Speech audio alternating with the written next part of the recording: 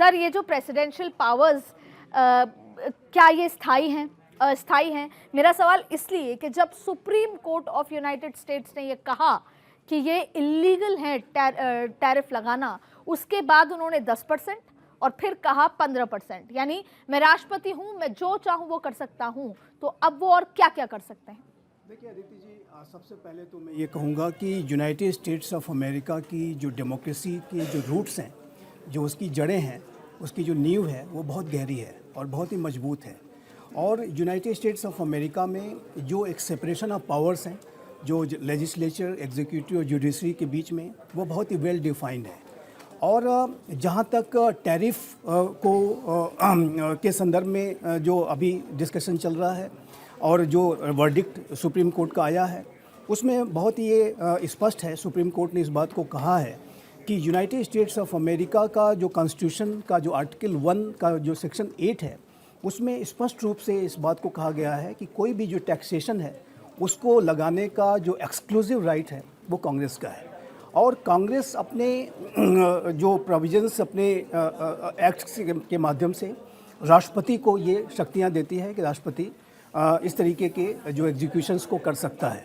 लेकिन ये भी यूनाइटेड स्टेट्स ऑफ अमेरिका में व्यवस्था की गई है, खासकर जो 1930 का जो ग्रेट डिप्रेशन आया था उसके बाद से अनेक ऐसे इमरजेंसी जो एक्ट्स हैं, स्टैट्यूट्स हैं, वो पारित किए गए थे कि जिसके की माध्यम से अमेरिका के राष्ट्रपति को सर्टेन लिमिट तक। यहाँ पर एक बात समझना चाहूँगी सर आपसे, IEEPA, इसके तहत प्रेसिडेंट आर्थिक स्थिति में जब भी उनको दबाव महसूस हो, अस्थिरता महसूस हो, तो वो अपने हिसाब से, तो वो कानून है शायद 122 ट्रेड 1974 का एक्ट है ये।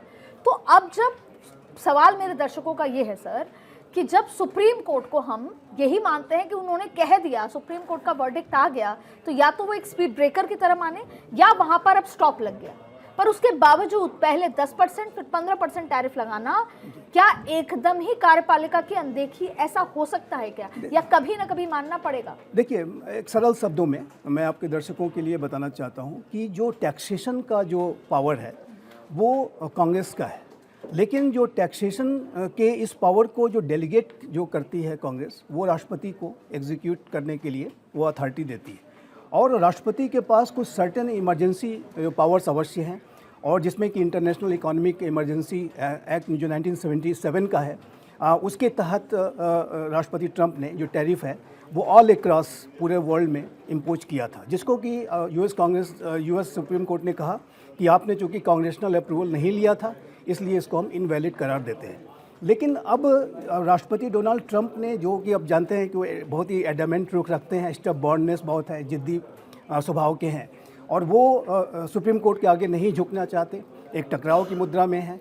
और यूएस की जो ट्रेड एक्ट 1974 का वो की जो धारा 122 है, उसका इस्तेमाल करते हुए उन्होंने 15% का जो टैरिफ है वो लगा दिया। लेकिन उसमें शर्त ये है कि इस टैरिफ को वो सिर्फ 150 दिन तक ही लगा कर रख सकते हैं और 15% से ज़्यादा नहीं कर सकते। पर सर, जैसे कि अभी बात हो रही है, जब डोनाल्ड ट्रंप सुप्रीम कोर्ट के सामने झुकना ही नहीं चाहते, हास्यास्पद बताया, इलॉजिकल बता दिया, आलोचना तक कर दी, सवाल ये है कि 150 दिन तक तो वो लगाएंगे। अच्छा, पहला आप ये देखिए, पहले 10% लगाया, 24 घंटे भी नहीं बीते थे कि 15% कर दिया, तो आप बताएं कि वो तो फिर और गली कूचे से निकाल लेंगे रास्ता। कई ऐसे पावर्स होंगे जिसमें वो निकाल लेंगे रास्ता कि अब 15% और 150 दिन लागू हो जाएगा, ऐसे करके वो अपना कार्यकाल निकाल देंगे और under the banner of make American great again.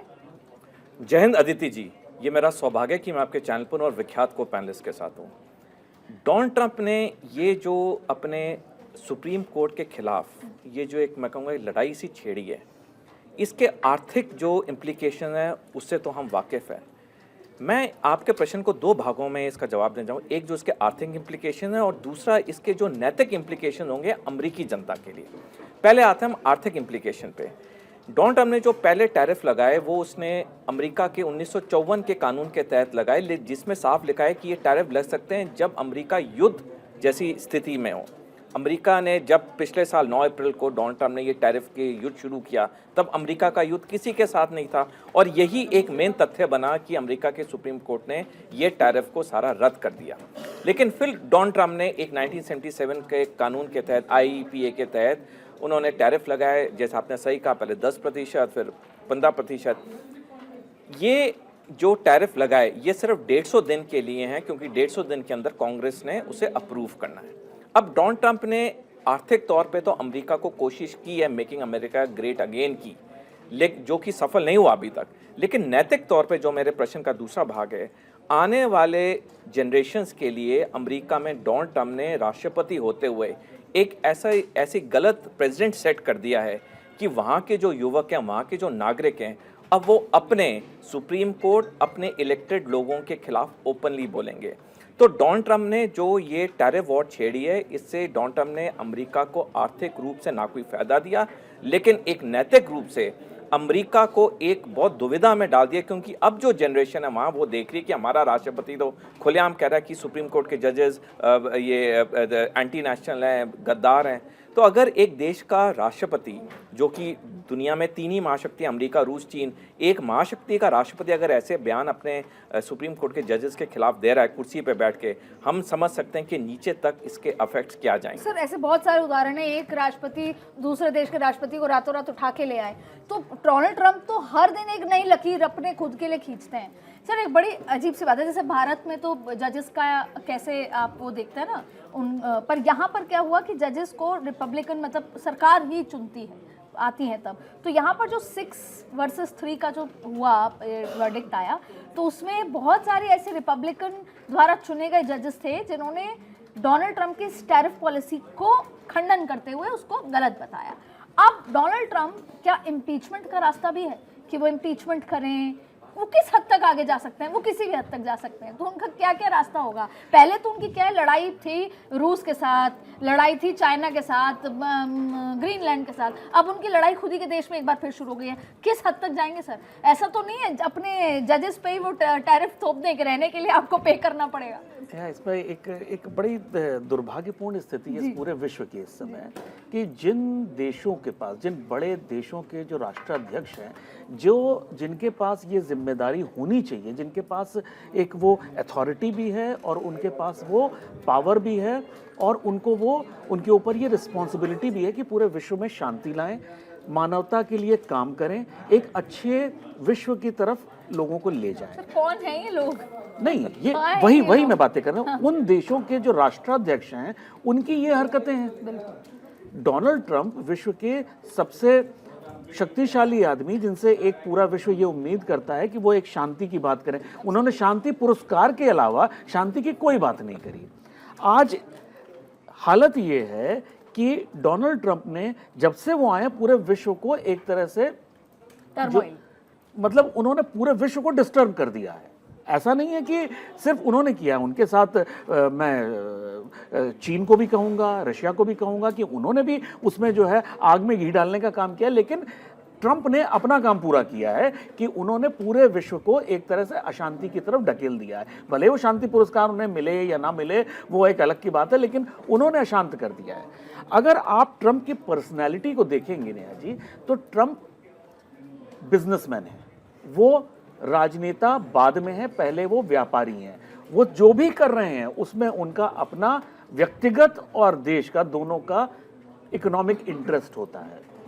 अगर उनका पाकिस्तान पे उनको विशेष प्रेम है तो इसलिए नहीं है कि पाकिस्तान उनको बड़ा पसंद है, उनको पाकिस्तान में इंटरेस्ट ये है कि उनके बेटे का जो क्रिप्टो करेंसी का बिजनेस है उसके एक्सक्लूसिव राइट्स उनके पास पाकिस्तान के हैं। अगर उनको अफगानिस्तान में है इंटरेस्ट, पाकिस्तान में इंटरेस्ट है, तो उनको ये पता है कि वहाँ पे जो मिनरल्स हैं उस पे उनको जो है फ्यूचर में उसको एक्सप्लॉइट करने के सपने देख रहे हैं।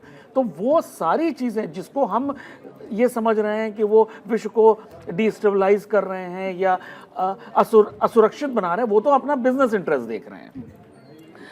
ट्रंप जो है बहुत टफ नेगोशिएटर है। वो जैसे व्यापारी, जैसे मैंने पहले ही कहा ना कि वो व्यापारी हैं, तो व्यापारी का क्या काम होता है कि भाई आप आए, ये माल मेरा 10 रुपए का है, आपने कहा नहीं मैं जा रहा हूं, अच्छा चलो साथ में ले लो। तो उन्होंने पूरी ट्रेड डील पूरे विश्व के साथ इसी तरह से करी। एक जो ग्राउंड लेवल का व्यापारी होता है वो कैसे करता है, जी भाई 10 रुपए का नहीं, चलो चलते चलते साथ में लगा देते हैं, आओ। तो वो कितना लगा लो वाली जो उनकी प्योर व्यापारी वाली जो बात है, उसने पूरे विश्व को एक अशांति के मुहाने पे लाके खड़ा कर बिल्कुल। दिया। और ये जो पूरे अमेरिका की जो फॉरेन पॉलिसी है वो टैरिफ पे आके अटक गई।